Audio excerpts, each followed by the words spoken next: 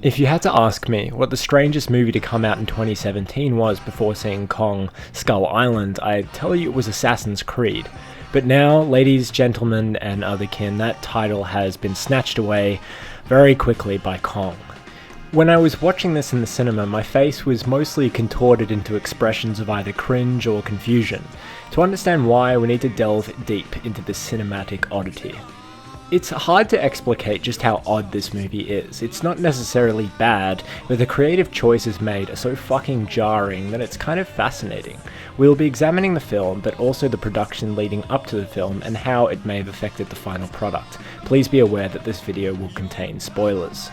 The circumstances behind the production of Kong make quite apparent the intentions and plans of the producers behind the film. Firstly, you need to understand that the Chinese film market kind of represents the holy grail for film studios. In 2013, the gross box office worth of China was $3.6 billion, which is the second highest in the world, up 27% from the previous year. Keep in mind that this is before over 8,000 movie theaters were built in China in 2015, increasing the previous figure by 40%. This staggering amount of investment in the film market in China has drawn the attention of Hollywood, with their intention being to cash in on this massive market. Back in the mid-2000s, the Chinese viewer wasn't considered so lucrative, but as time has gone on, it's clear where Hollywood sees the majority of its revenue to be coming from. Star Wars in particular seems to be on the front foot with this, with the intention making China one of their primary markets. However, there seems to be another player in the mix, Warner Brothers. Warner Brothers lacks what Disney has in terms of a super franchise. For example, Disney now owns both Lucasfilm and Marvel. The sheer power of having both of these under one brand is staggering. Warner Brothers seems to be trying to forge something like this themselves through the DC universe and this new Monsterverse. Interesting choice. So, as most of you know, the DC Universe series thing is off to a bit of a rocky start. The Batman vs Superman movie was kinda bad, but there does seem to be quite a little bit of interest for the other films being released afterwards. We'll have to wait and see. What is weird though is the Monsterverse. Kong is being produced by Tencent Productions, a subsidiary of Tencent, an enormous holdings company worth over $200 billion. An interesting side note, Tencent also owns Riot Games, creators of League of Legends. Just thought that was worth mentioning. Anyway, it's clear that Chinese multinationals are taking a big interest in the growing Chinese film market, and Kong is just one piece of the whole puzzle. With all of these influences and all of this money at play, it's easy to understand why the film has turned out like it has. Let's take a look. It would seem that Kong has had somewhat of a bumpy production. It seems that Joe Cornish and Guillermo del Toro were both considered to direct the film, but the job eventually went to Jordan Vogt-Roberts. Who the hell is Jordan Vogt-Roberts, you may ask? Well, he's the director of Kings of Summer, a small indie movie. Cool. I'm not really sure why Jordan was chosen. I'm sure he's a nice guy and everything, but it seems kind of odd that he's gone from making a film with a small, undisclosed budget to making a film with an $185 million budget.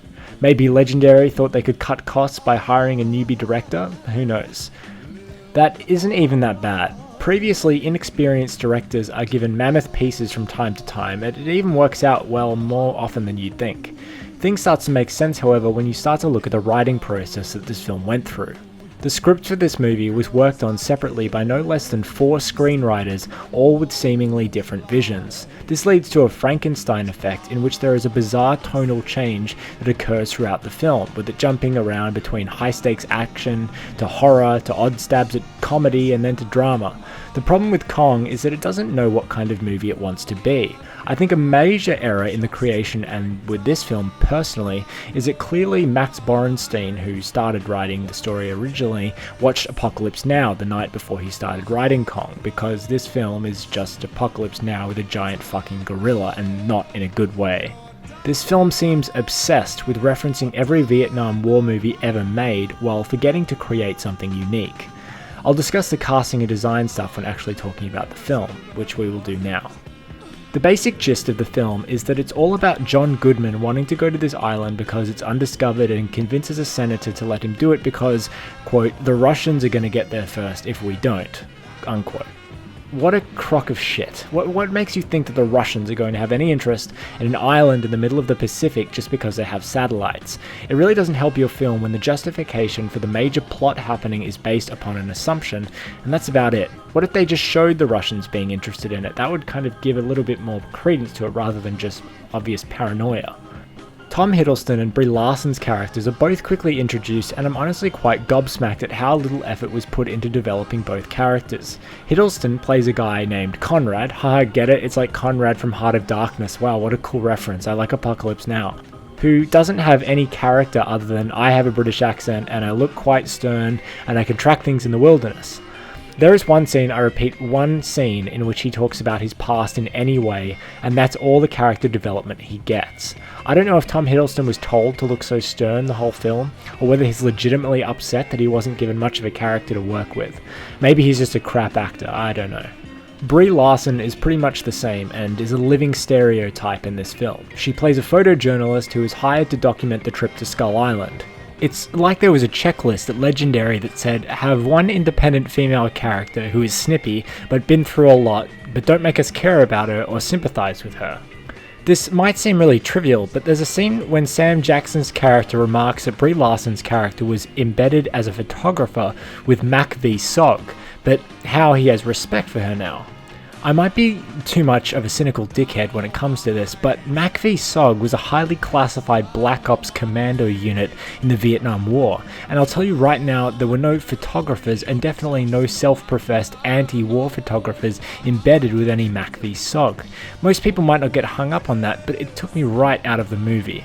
I don't care about either of these fucking people. It was just like, oh look, it's Tom Hiddleston and Brie Larson.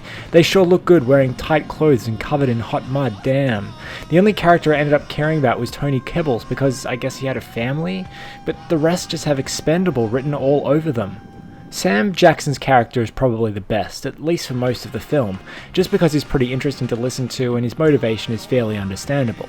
He's an army colonel literally about to ship out of Vietnam and go back home, but then he gets asked if he wants to go to Skull Island with everyone. There's something I don't understand though, he's asked to go as he's leaving Vietnam. Does he even have an obligation to go? Why would he say to his men under his command, hey guys, I know you've just survived a big shitty war and stuff, but we gotta go on a scientific mission now.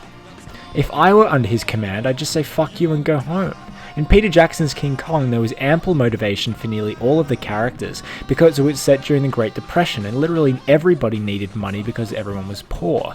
Like the movie or not, but at least you were there, you felt like they had a reason to be there, the characters that is.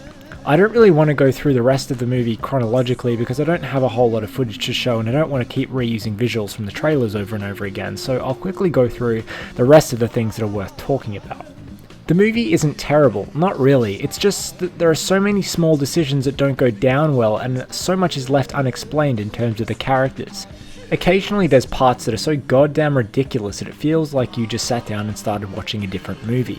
There's a scene in Kong in which Tom Hiddleston is fighting a bunch of bat things and other assorted monsters when a bunch of gas grenades explode and there's a soldier in the midst of it. Hiddleston then runs into the gas, grabs a gas mask off a dead guy, and then John C. Reilly throws him a fucking katana and uses it to slice through a bunch of these dinosaur birds as he flies through the air. It's by far the stupidest thing that happens in the film and by far one of the stupidest things I've seen in a movie in a long time.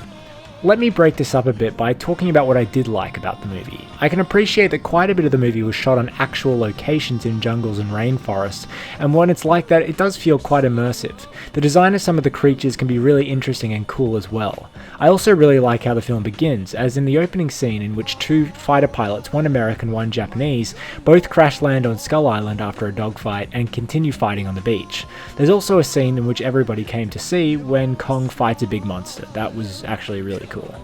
Apart from that though, there isn't really much to say. There is the topic of John C. Reilly's character, who seems to break the tonal consistency of the movie more often than anything else. Most of the film tries to go for quite a tense action horror vibe, and Reilly just seems to be this Lamau so random character that doesn't really mesh with the rest of the movie. Add onto this that Michael Keaton was originally supposed to play the character, we start to see why this film is so strangely put together. I don't think that I have much more energy to talk about this movie, but I honestly felt compelled to discuss it due to how bizarre it is. There is another entry into a newer style of content that I'm doing, so if you made it this far, thanks, and I hope you enjoyed. If you saw the film, what did you think? Did you think it was strange as well? The next video I'll try to get out will probably be on Ghost Recon Wildlands actually, and then probably back to Dark Souls and Bloodborne. Until next time.